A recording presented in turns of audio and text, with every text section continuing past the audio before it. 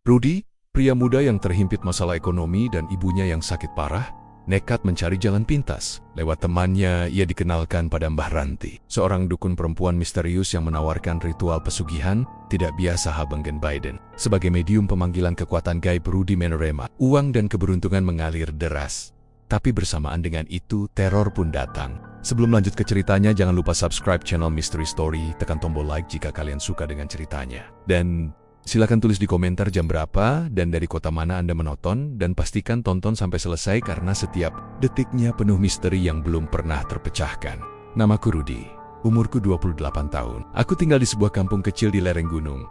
Namanya Kampung Sawah Tengah. Tempatnya sejuk sih, tapi sepi. Dan kehidupannya ya begitu-begitu aja. Mayoritas warganya petani, sisanya buruh kasar. Aku termasuk yang terakhir. Kadang kerja bangunan, kadang ngoyek. Kadang bantu orang angkut pasir kalau ada proyek. Gak ada penghasilan tetap. Kalau dapat kerja, syukur. Kalau enggak, ya nunggu nasib sambil ngopi sacetan di gardu depan warung ayahku. Meninggal 2 tahun lalu karena kecelakaan waktu motornya ditabrak truk di tanjakan. Sejak itu, hidup kami makin berat. Ibuku kena stroke ringan dan jalannya udah nggak bisa normal lagi. Dia butuh perawatan dan obat yang harganya nggak murah. Sementara utang kami makin numpuk. Dari koperasi kampung, dari tetangga, sampai ke rentenir. Aku udah usaha kemana-mana, tapi duit kayak air. Ngilang terus sebelum cukup buat beli beras sebulan. Malam itu, aku duduk di gardu sendirian. Angin dingin dari gunung bikin tubuh menggigil. Aku cuma pakai jaket tipis yang udah robek di bagian pundak. Sambil nyedot rokok bekas, pikiranku kemana-mana. Aku mikir, hidup ini nyakitin banget ya. Rasanya kayak ditonjok terus sama nasib. Tapi kita nggak bisa balas, hanya bisa pasrah. Tiba-tiba ada suara motor matic berhenti di ujung jalan. Lampunya terang banget, hampir nyilauin mata. Aku sempat kira itu anak-anak nongkrong yang biasa lewat malam-malam. Tapi ternyata bukan. Orangnya turun dan jalan ke arahku. Pas dia buka helm, aku langsung kaget. Arman, dia senyum. Lama yang ketemu Rod. Aku berdiri refleks. Gila, lu kok jadi kayak bos gitu, man? Arman, temanku sejak kecil. Kami dulu sama-sama main lumpur di sawah. Sama-sama rebutan kerupuk waktu 17. Dan sama-sama miskin. Tapi dia merantau keluar kota. 5 tahun lalu, katanya mau kerja di bengkel. Sejak itu kami jarang kontak. Sekarang dia muncul dengan tampang bersih, rambut klimis, motor keren, dan jaket kulit yang kelihatan mahal. Kami duduk bareng di gardu. Aku perhatiin jam tangan dia. Mereknya kayak yang biasa dipakai artis. Sambil merokok, dia cerita dikit-dikit soal hidupnya yang sekarang. Punya bengkel di kota, laris manis, udah nikah sama cewek cantik yang dulu kuliahan, punya rumah, punya 2 motor, dan katanya lagi nyicil mobil juga. Aku dengerin sambil senyum-senyum, tapi dalam hati, camper it up. Seneng lihat teman sukses, tapi juga iri bukan main. Lu mau kaya cepet, Ruth? Tiba-tiba dia nanya sambil buang asap rokok ke langit. Aku kaget. Lah, siapa yang gak mau, man? Tapi duit dari mana? Mau kerja apa? Jangankan kerja. Bagus, ngelamar jadi satpam aja ditolak terus. Dia lihat aku sebentar, senyumnya beda. Kayak ada sesuatu yang dia tahan. Lalu dia mendekat dan pelan-pelan ngomong. Ada caranya, tapi butuh nyali. Lu harus ketemu dukun di ujung kampung. Namanya MBA. Aku langsung ketawa kecil. Dukun, halah man. Lu serius? Gak masuk akal, woy. Tapi Arman gak ketawa. Dia malah tambah serius. Lu pikir gue dapet semua ini cuma dari kerja keras? Enggak, Ruth. Gue ikut ritual. Aku mulai merasa gak nyaman. Maksudnya, ritual. Apa? Pesugihan. Tapi sebelum aku tanya lebih jauh, Arman berdiri. Gue gak bisa cerita semuanya sekarang. Tapi kalau lu bener-bener udah mentok, lu datang aja ke rumah Mbah Ranti. Tapi ingat, jangan pernah main-main. Sekali masuk, gak ada mundur. Dia kasih aku alamatnya. Aku ambil kertas kecil itu dengan tangan gemetar. Habis itu dia pamit, naik motornya, dan pergi. Suara knalpotnya perlahan hilang di telan malam. Aku masih duduk bengong di gardu. Angin makin dingin, tapi pikiranku panas. Kata-kata Arman muter terus di otak. Ritual, dukun, kayak mendadak. Tapi dengan harga apa? Malam itu aku pulang dengan pikiran kacau. Di kamar sempit yang cuma muat 2 orang, aku lihat ibuku lagi tidur sambil batuk-batuk kecil. Badannya kurus banget, selimutnya tipis. Dan aku cuma punya 1 kipas angin rusak yang bunyinya berisik. Aku duduk di lantai, lihat wajahnya. Tiba-tiba terlintas pikiran yang bikin aku sendiri takut. Kalau ritual itu bisa bikin hidup lebih baik, apa salahnya nyoba? Besok paginya aku bangun dengan mata sembab. Semalaman aku mikir, berkali-kali lihat alamat yang Arman kasih. Akhirnya siang itu, setelah mandiin ibu dan kasih makan seadanya, aku putuskan jalan kaki ke ujung kampung. Tempat yang jarang banget. Aku datangi rumah Mbah Ranti, katanya dekat hutan kecil.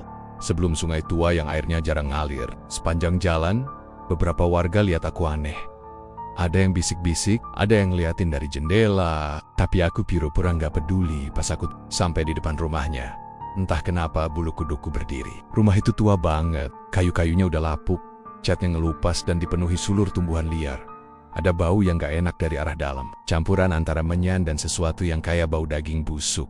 Aku sempat ragu buat ngetuk pintunya, tapi entah kenapa tanganku bergerak sendiri. Tok, tok, tok. Beberapa detik kemudian, pintu itu terbuka. Di baliknya muncul sosok perempuan tua. Rambutnya panjang, kusut, matanya tajam banget. Kulitnya keriput, tapi auranya dingin.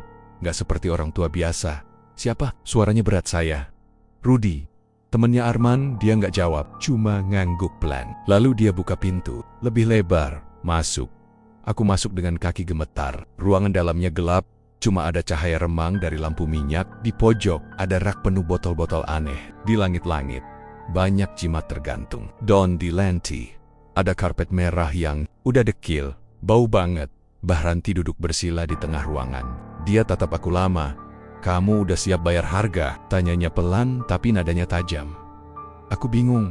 Harga apa, Mbah? Dia lirik ke dalam, ke ruangan yang tertutup tirai putih. Kamu harus tidur sama aku. Tapi ini bukan hubungan biasa. Ini bagian dari ritual. Sekali kamu mulai, hidup kamu gak akan sama lagi. Aku langsung kaget, nyaris mau berdiri. Hah, Mbak bercanda? Dia tetap tenang. Kamu bisa pulang sekarang. Tapi hidupmu akan terus begini. Ibumu akan terus sakit. Kamu akan terus miskin. Pilihan ada di kamu. Lalu dia sodorin aku segelas air putih. Tapi waktu aku lihat lebih dekat, airnya kayak bening tapi ada gelembung aneh. Bau juga. Minum ini kalau kamu yakin. Besok malam datang lagi. Aku ambil gelas itu dengan tangan gemetar. Belum aku minum. Aku pamit. Dan dia cuma ngangguk. Nggak ada senyum. Nggak ada salam. Sepanjang jalan pulang, otakku makin kacau. Ini, beneran Arman bisa kaya karena ini. Tapi kenapa harus begitu? Dan kenapa aku merasa kayak udah mulai masuk perangkap? Malam itu, aku tidur sambil peluk botol air dari Mbah Ranti. Aku belum minum, tapi rasa penasaran dalam hati makin kuat. Hari itu mendung. Awan kelabu menggantung di atas langit kampung sawah tengah. Angin bertiup pelan, tapi dinginnya nggak biasa. Kayak ada yang berat di udara. Aku duduk di depan rumah sambil meremas-remas. Gelas air putih dari Mbah Ranti yang masih belum aku minum. Airnya aneh bening, tapi di dalamnya kayak ada partikel halus yang ngambang. Dan tiap aku deketin ke hidung, baunya bikin mual. Bukan bau busuk, tapi bau yang gimana ya? Kayak bunga layu dicampur dupa. Bikin kepala pusing. Semalam aku masih waras untuk nggak langsung nurut. Tapi pagi ini, saat aku bangun, ibuku udah nggak bisa bangun dari tempat tidur. Kakinya yang biasanya masih bisa diseret-seret pelan, sekarang kaku. Nafasnya juga enjos-enggosan dan matanya ngelirik ke langit-langit terus kayak lagi ngelihat sesuatu, Mak. Kenapa? Tanyaku pelan sambil pegang tangannya. Dia nggak jawab, bibirnya gerak-gerak, tapi suara nggak keluar. Aku panik. Aku coba panggil Pak RT buat minta tolong mobilin ke puskesmas. Tapi Pak RT cuma geleng kepala. Maaf, Ruth. Aku juga lagi susah. Mobil satu-satunya di kampung lagi dibawa anakku ke kota. Belum balik. Kamu coba hubungi orang kota aja, katanya sambil ngelus bahuku. Siapa orang kota, Pak? Nggak ada yang kenal. Duit juga nggak punya. Jawabku frustrasi. Siangnya, aku coba cari pinjaman ke koperasi. Tapi karena utangku udah menumpuk, mereka nolak. Maaf, Mas Rudi, catatan pinjaman panjenengan sudah merah. Kalau belum ada pembayaran sebelumnya, nggak bisa tambah pinjaman baru, kata petugasnya sambil ngelihatin wajahku penuh rasa kasihan tapi nggak bantu. Aku pulang dengan kepala berat, duduk di samping ranjang ibu. Aku lihat wajahnya makin pucat, air mataku jatuh. Rasanya kayak dunia ini lagi ngelawan aku sendirian. Nggak ada yang nolong, dan semua pintu udah ketutup. Sampai akhirnya aku ambil botol itu, aku buka tutupnya. Baunya langsung nyengat. Aku mikir beberapa detik, terus tanpa banyak pikir, aku tenggak semuanya. Rasanya aneh, kayak ada hawa panas masuk ke perut. Sekujur tubuh langsung berkeringat, jantungku berdetak lebih kencang. Dan tiba-tiba, aku merasa tenang. Aneh banget, perasaan takut, bingung, panik, semuanya kayak diselimuti kabut. Aku malah senyum, tubuhku jadi ringan. Sorenya, aku mandi, ganti baju dan siapin diri. Malam ini, aku akan balik ke rumah Mbah Ranti. Langit gelap waktu aku sampai lagi di ujung kampung. Lampu jalan mati. Jalan setapak ke rumah Mbah Ranti nggak ada penerangan. Aku cuma ngandelin senter dari HP butut. Jalanan licin karena gerimis sore tadi. Dahan pohon niarit-niarit ke jalan. Bikin suasana makin nggak enak. Pas sampai di depan rumahnya, lagi-lagi bulu kuduku berdiri. Rumah itu masih sama seperti semalam. Gelap, tua, dan penuh tanaman liar. Tapi malam ini, ada asap tipis keluar dari celah jendela. Bau menyan nyerang hidung, tapi lebih menyengat dari kemarin. Ada campuran bau busuk, kayak daging basi yang disimpan. Di dalam ember selama seminggu, aku mengetuk pelan.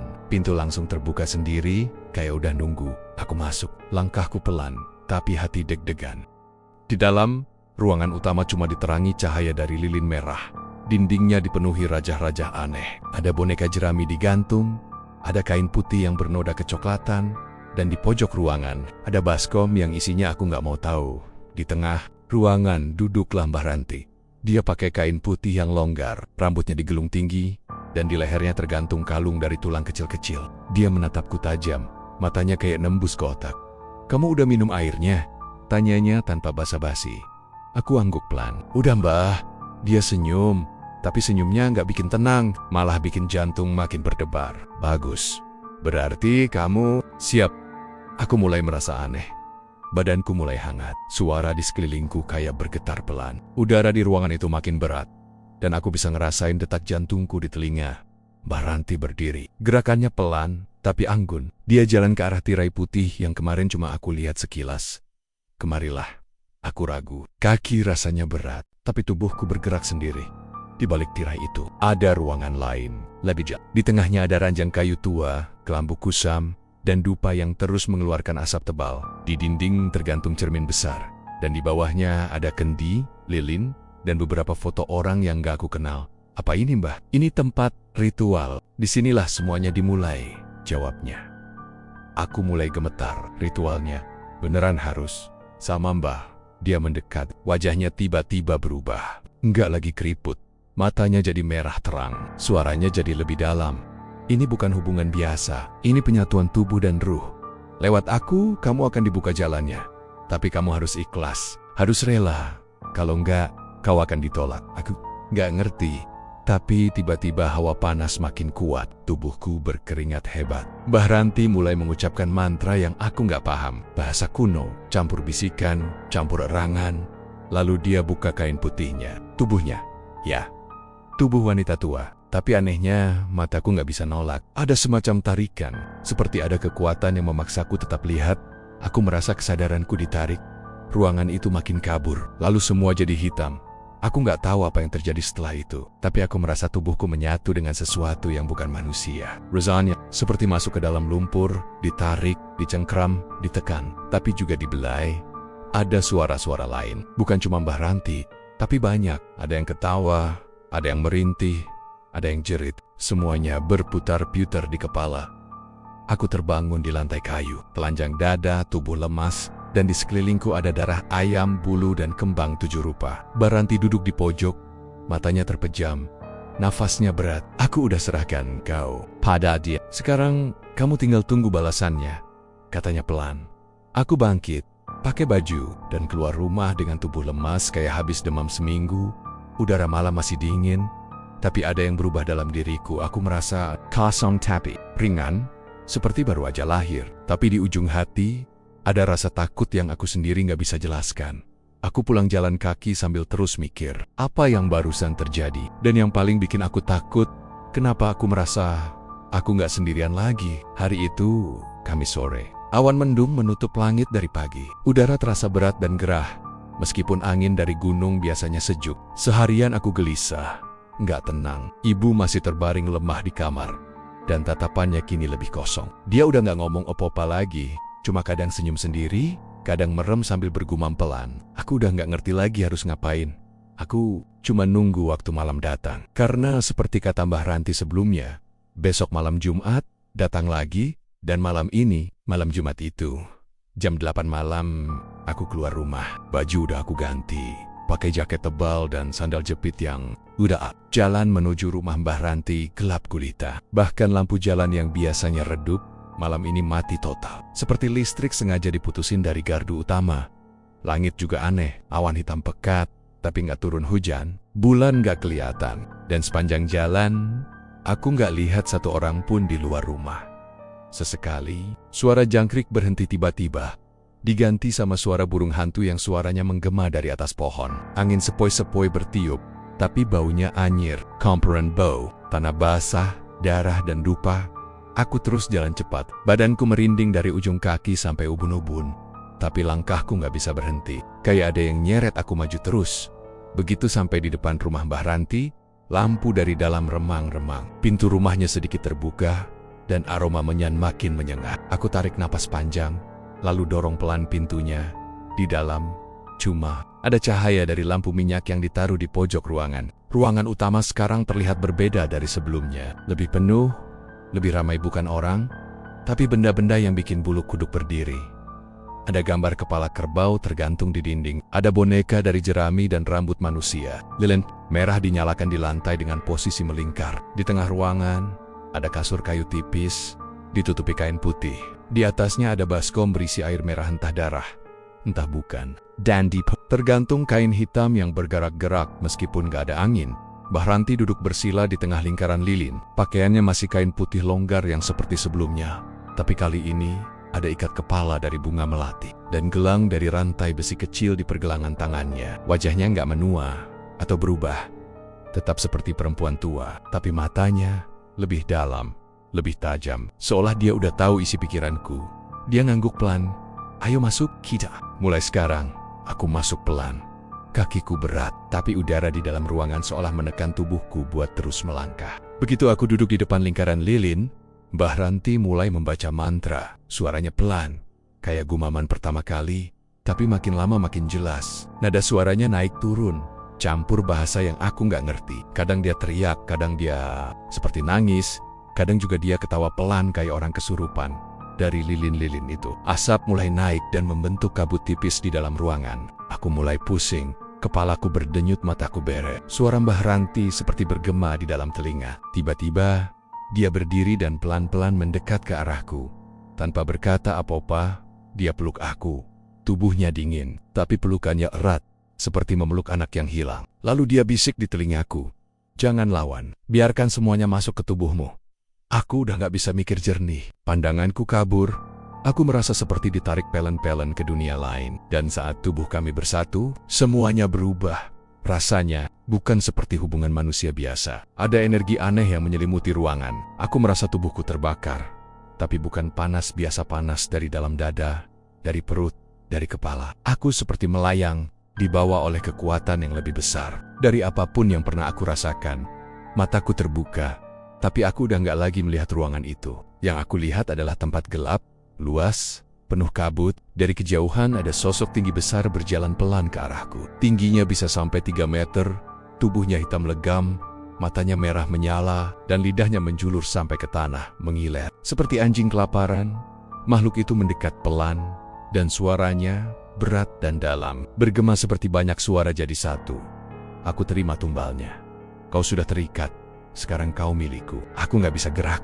Tubuhku membeku, tapi saat makhluk itu menyentuh dadaku, terasa dingin menusuk. Lalu muncul bayangan-bayangan lain, wajah Arman yang teriak. Suara jeritan perempuan, anak-anak kecil menangis, semua bergantian muncul di sekelilingku. Aku meronta, tapi gak bisa keluar. Aku cuma bisa pasrah.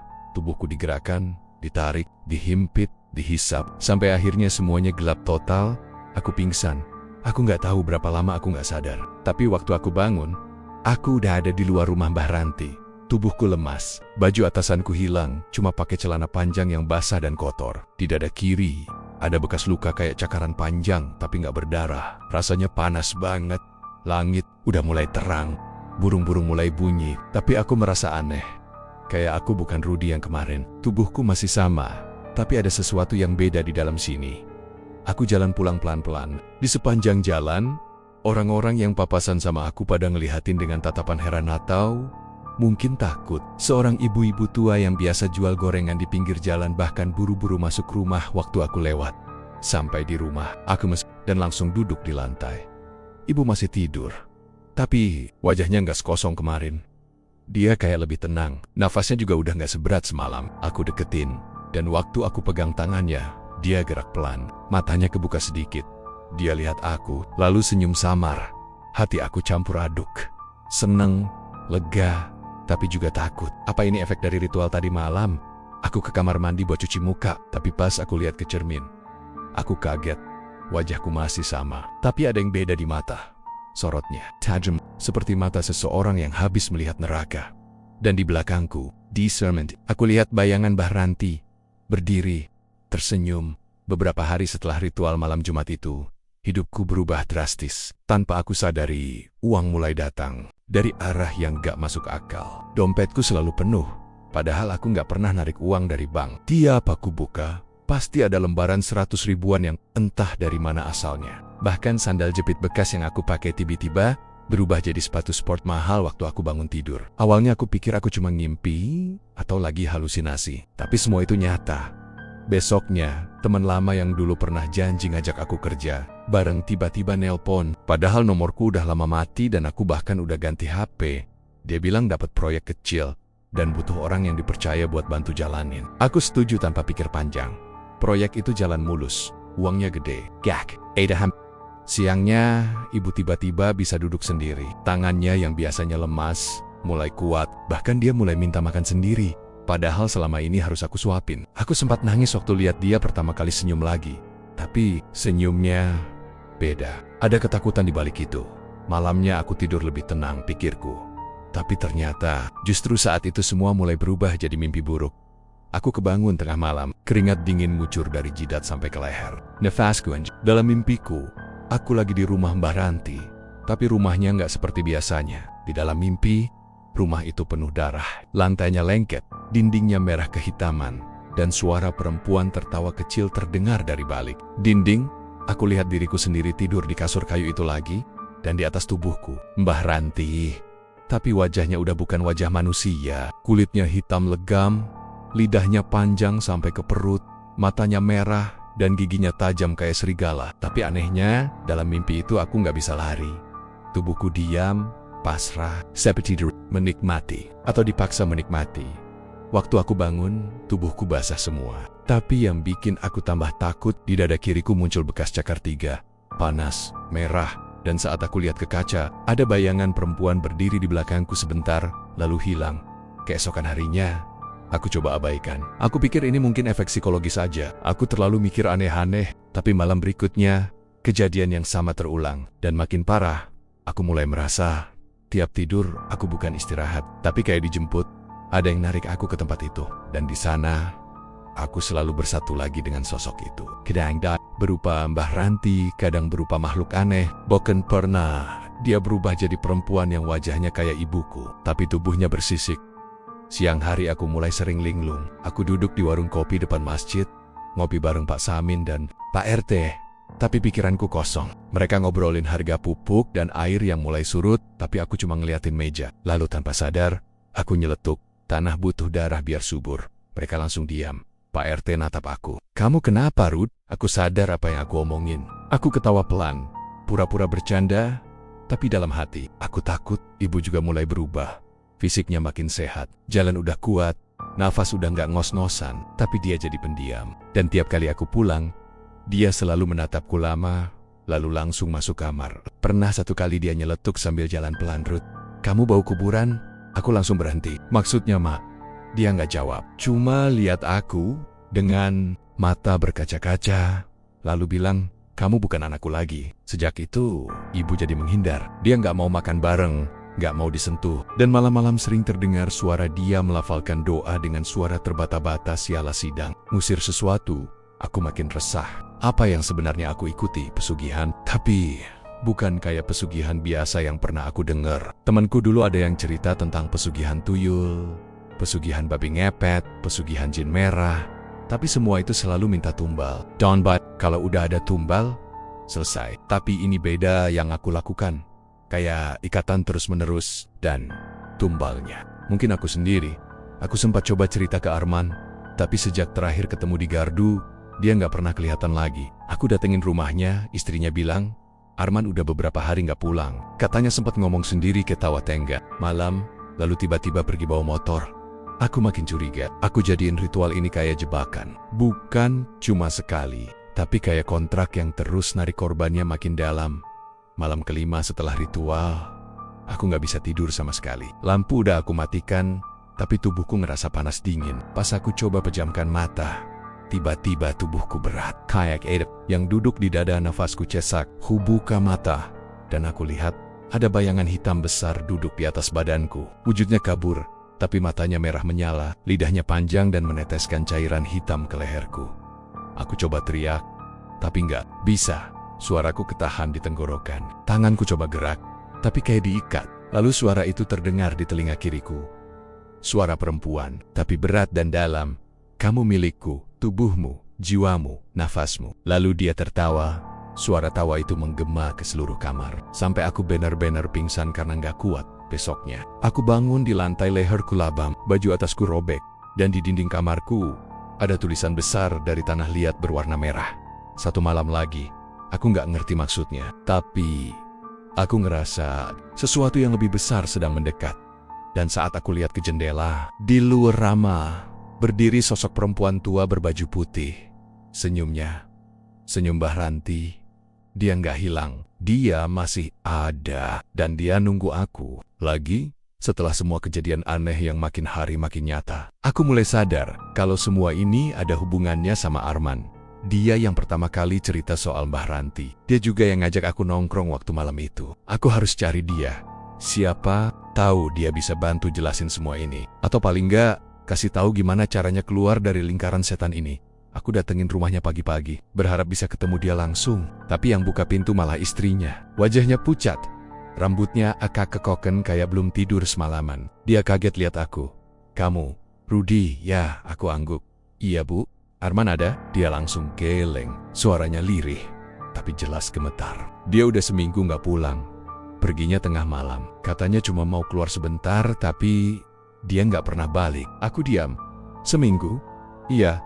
Awalnya dia sering ngomong sendiri, kayak orang lantur. Kadang ketawa sendiri. Kadang nangis, saya kira dia stres. Tapi semalam sebelum hilang, dia bilang aku nggak mau ditarik. Aku nggak mau digantiin. Aku nalan ludah. Perasaanku makin gak enak. Ibu udah lapor ke polisi. Dia ngangguk, tapi wajahnya kosong. Tapi polisi juga bingung. Gak ada jejaknya. HP-nya mati. Motornya hilang. Dan ini anehnya, ada bau aneh di kamar kami. Bau kayak mayat busuk. Campermanian sejak dia pergi. Bau itu gak hilang-hilang. Aku cuma bisa ngucapin maaf dan pamit. Tapi di jalan pulang, dadaku terasa berat. Arman hilang bukan karena kecelakaan. Bukan karena kabur. Aku yakin dia ditarik sama sesuatu yang sama kayak yang datang tiap malam ke kamarku. Malam itu, aku nggak bisa tidur. Perasaan gelisah terus menghantui. Suara-suara aneh mulai terdengar dari luar jendela. Ada suara langkah kaki nyeret pelan, suara napas berat, lalu ketawa perempuan yang pelan banget, kayak berbisik di ujung kuping. Tapi waktu aku buka jendela, nggak ada siapa-siapa. Jalanan sepi, gelap, cuma suara jangkrik. Aku coba tidur. Walaupun susah, dan waktu akhirnya mata ini berat dan ketutup, mimpi itu datang lagi. Aku lihat Arman, tapi dia beda. Tubuhnya berdarah, wajahnya luka parah, dan tubuhnya kayak terbakar api. Dia ada di dalam lingkaran api besar. Tangannya terangkat seolah minta tolong. Ruth, dengerin gue, suaranya serak dan teriak kesakitan. Ritual itu belum selesai. Lu harus terusin, atau lu bakal ditarik juga. Apa maksud lu, man? Aku teriak balik. Dia cuma sempat jawab, Mbah Ranti bohong, semua yang ikut ritual harus gantiin posisi. Kalau lu berhenti, giliran lu dibawa. Tiba-tiba dari belakang dia muncul sosok tinggi besar. Kulitnya gelap, matanya merah menyala, lidahnya panjang banget dan menjulur ke arah Arman, membelit lehernya. Amont, keras banget, lalu tubuhnya ditarik masuk ke dalam api. Suaranya masih teriak sampai detik terakhir. Aku bangun dengan badan gemetar. Seluruh baju basah keringat, jantungku kayak mau copot. Tapi yang bikin aku paling takut, kamar ini bau menyan lagi. Bau yang sama kayak malam pertama aku ke rumah Mbah Ranti. Tapi bukan cuma itu. Ada suara ketawa perempuan, lirih, tapi jelas banget. Ketawa yang sama kayak yang ada di mimpiku. Ketawa yang udah beberapa malam ini selalu datang. Makin deket, makin nyata. Aku langsung nyalain lampu. Tapi lampu kamarku berkedip, lalu mati total. Rumah jadi gelap. dan dari arah dapur ada suara air kran nyala sendiri. Aku bangun pelan-pelan, jalan ke dapur. Tapi sebelum aku sampai sana, pintu kamarku ngebanting sendiri. Aku balik badan, dan di depan pintu berdiri sesosok perempuan tua pakai baju putih. Rambutnya panjang, matanya kosong, dan mulutnya menganga wajahnya. Mbah Ranti, tapi lebih tua, lebih rusak, kayak mayat hidup. Dia pelan-pelan angkat tangan, nunjuk ke arahku. Aku belum selesai sama kamu. Aku mundur, badan gemetar.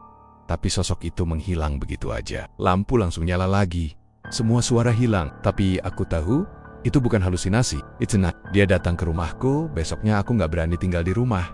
Aku ngungsi ke rumah sepupu di desa sebelah. Tapi anehnya, kejadian horor itu ngikut ke sana juga. Malamnya, aku tidur di kamar belakang. Dan lagi-lagi mimpi itu datang. Tapi kali ini bukan Arman yang muncul. Tapi aku sendiri. Aku lihat diriku sendiri berdiri di tengah hutan. Telanjang dada dengan simbol merah di dahi. Di sekelilingku banyak lilin merah menyala dan suara-suara perempuan tertawa.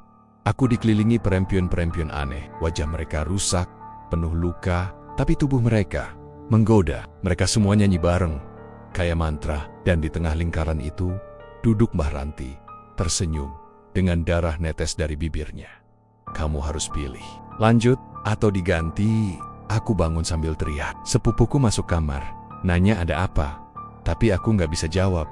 Mulutku kaku. Di kaca jendela kamar, ada tulisan kabur dari uap. Jumat depan, waktumu habis. Aku langsung lari ke kamar, mandi, ngaca. Di leherku ada bekas merah kayak dicekik. Aku tahu ini bukan mimpi biasa. Ini peringatan. Tiap hari setelah itu, aku makin panik. Aku coba cari orang pintar, kiai, atau dukun yang bisa bantu. Tapi semuanya bilang satu hal yang sama. Kamu udah terikat. Kontrak itu nggak bisa dihapus begitu aja. Harus ada yang gantiin posisi kamu. Aku makin bingung. Siapa yang harus aku gantiin? Dan kalau aku terusin, berapa lama aku bisa bertahan? Atau siapa yang bakal jadi korban selanjutnya? Sore itu, aku duduk di sawah, sendiri, langit mendung, angin kencang, dan entah kenapa aku ngerasa Arman mungkin gak sepenuhnya hilang. Mungkin dia masih bisa aku temuin, tapi bukan di dunia ini, tapi di tempat yang sama kayak mimpi itu. Aku mulai mikir, gimana kalau aku balik ke rumah Mbah Ranti? Mungkin di sana aku bisa temuin jawabannya. Tapi apa aku siap? Pagi itu, aku duduk lama di teras, rokat 3 batang, tapi pikiranku masih berantakan. Rasanya kayak dunia udah gak waras lagi. Arman hilang, mimpi-mimpi aneh terus menghantuiku, dan suara ketawa perempuan itu masih terngiang tiap malam. Akhirnya aku mutusin buat datang lagi ke rumah Mbah Ranti. Aku harus nyelesain ini semua. Harus ada titik akhirnya. Rumah Mbah Ranti masih kayak dulu, sepi, tua dan penuh hawa dingin aneh. Tapi sekarang, rasanya makin pekat. Udara di sekitar situ berat. Langkah kakiku rasanya kayak ditarik-torik waktu jalan masuk ke dalam. Dia udah nunggu di ruang tengah, duduk di lantai, pakai kain putih, rambutnya digelung. Di depannya, dupa menyala dan ada darah ayam masih menetes di mangkuk kecil. Aku udah tahu kamu bakal datang, katanya sambil senyum. Aku langsung to the point. Suaraku gemetar. Aku mau berhenti. Aku mau cabut dari semua ini. Dia ngelihat aku, lalu ketawa kecil. Gak bisa, sayang. Kamu udah masuk terlalu dalam. Udah dicicipin sama yang di sana. Kamu udah jadi bagian dari perjanjiannya. Aku mulai panik. Tapi aku gak mau terusin. Aku cuma ikut sekali. Dia berdiri, jalan pelan ke arahku. Bau dupa makin tajam. Suaranya pelan tapi jelas. Justru karena kamu cuma sekali, makhluk itu belum puas. Kamu belum kasih yang diminta. Kamu belum kasih tumbal. Tumbal apaan? Aku teriak. Suaraku pecah. Dia senyum. Senyum yang ngeri. Orang yang paling kamu sayang. Orang yang paling dekat di hatimu. Aku langsung lemas. Yang terlintas di kepalaku cuma satu nama. Ibu, aku. Mundur 2 langkah. Enggak mungkin. Aku nggak bakal korbankan ibu. Kalau kamu nggak bisa kasih dia, kata Mbah Ranti sambil mulai melingkarkan dupa ke sekelilingku, kamu yang bakal diambil. Kamu bakal jadi miliknya. Kayak Arman, mataku mulai kabur. Kepala rasanya pusing. Tapi aku maksa diri buat lari. Aku kabur dari rumah itu, ngelewatin pohon beringin tua di depan rumahnya, terus ke jalan besar. Aku lari sampai kakiku pegal. Aku sampai rumah jam 11 siang. Nafasku masih ngos-ngosan. Ibuku lagi duduk di ruang tengah, lagi nyapu. Dia kaget lihat aku masuk sambil ngos-ngosan. Ruth, kamu kenapa? Aku langsung peluk dia. Aku peluk erat. Bu, Maafin aku salah, tapi mulai sekarang, kita nggak boleh pisah. Ibu bingung, tapi nggak banyak nanya, dia cuma elus punggungku. Hari itu, aku nggak berani ninggalin rumah. Aku duduk terus di sebelah ibu. Bahkan waktu ibu tidur siang, aku duduk di lantai dekat tempat tidurnya. Aku jagain dia, tapi malamnya semua berubah. Sekitar jam 2 pagi, aku kebangun. Suasana rumah sunyi banget, terlalu sunyi kayak mati rasa.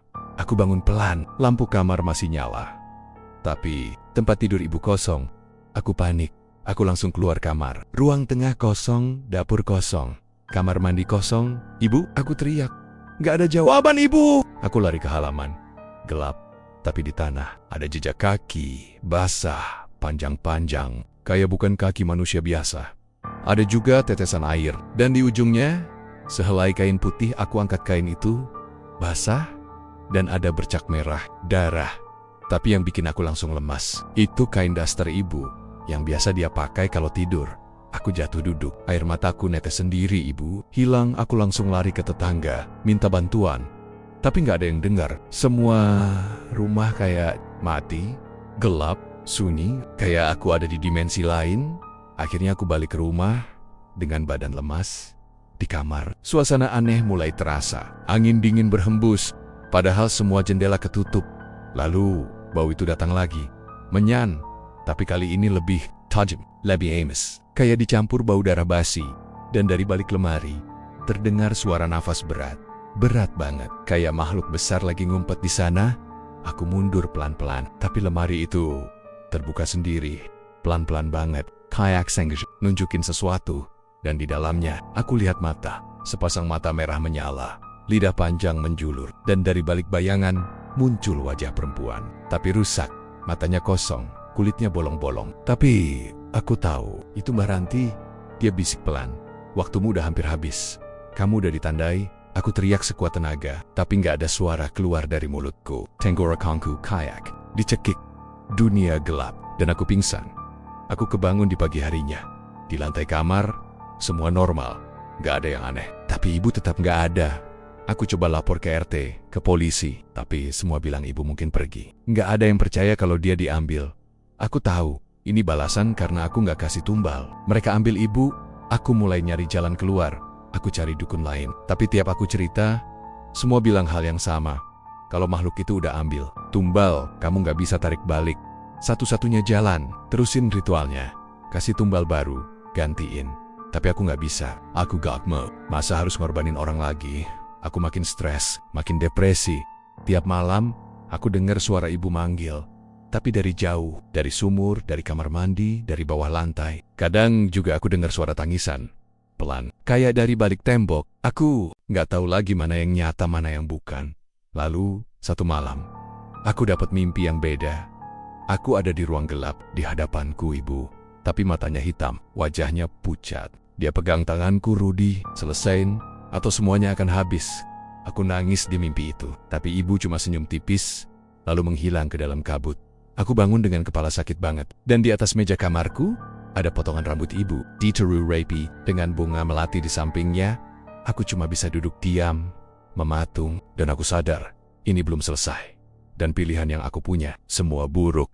Aku udah gak tahan, hari-hariku cuma diisi ketakutan. Setiap malam, suara-suara aneh makin jelas. Tangisan ibu, tawa perempuan, bisikan dari balik jendela. Park and Shong. Hari pun rumah ini udah gak kerasa kayak rumah, lebih mirip kuburan. Harta yang dulu ngucur kayak air sekarang menghilang tanpa jejak. Bisnis berhenti total. Uang di dompet cuma cukup buat beli nasi bungkus. Semua orang yang dulu tiba-tiba deket sama aku, sekarang hilang satu-satu.